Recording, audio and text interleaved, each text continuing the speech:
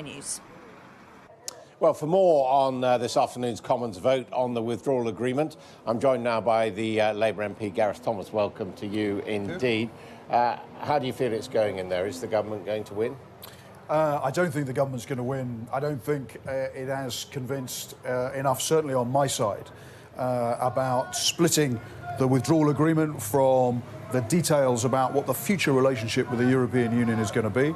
We've certainly not had any sense that the government is willing to move on that particular question, and I just don't think they're going to get the numbers today. I mean, the problem is, of course, for Labour MPs is that if you did get this through, you wouldn't be making any commitments about the future, but you would be putting into law Britain leaving the European Union according to the majority in the referendum.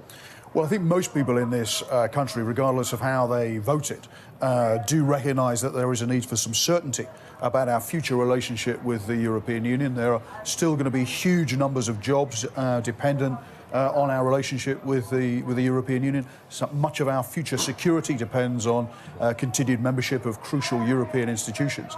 And for the government to try and separate out the withdrawal agreement from confirmation as to what those future arrangements are going to be, I think is deeply irresponsible. So you haven't heard anything about these rumours that Labour MPs in Leave constituencies, many of them away from London, may be thinking of voting for the government in bigger numbers than we've expected? From all the conversations that I've had, I don't think there's going to be a significant move from Labour MPs to support the government.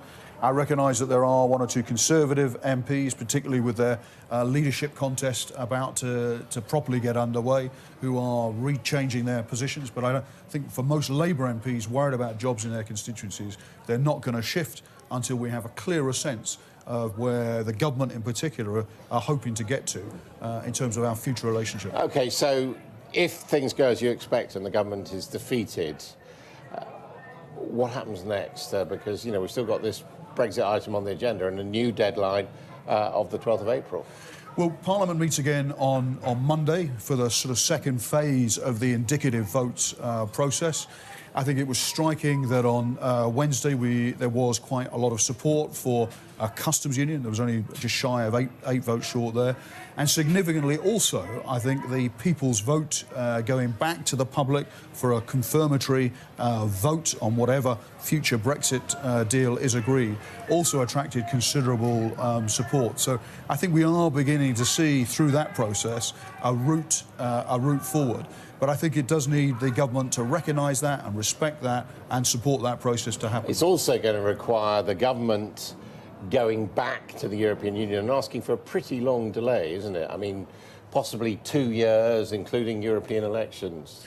Well, we certainly didn't need to be in the place that we're in today with nothing secured for our future if the government had reached out across to all sides of the House of Commons, both at the beginning of the process and certainly after the last general election, when it became clear there wasn't a majority for a hard Brexit option.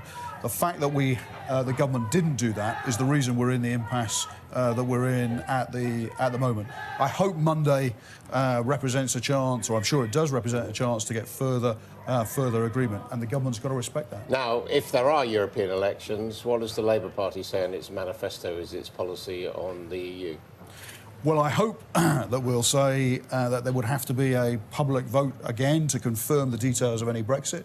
My personal view is that if we are going to leave the European Union, then one of the options on that ballot paper going back to the public should be the softest possible Brexit option, i.e. staying in the customs union and the single market. But I think the crucial thing's got to be that we've got to give the public the right to confirm the details of our future.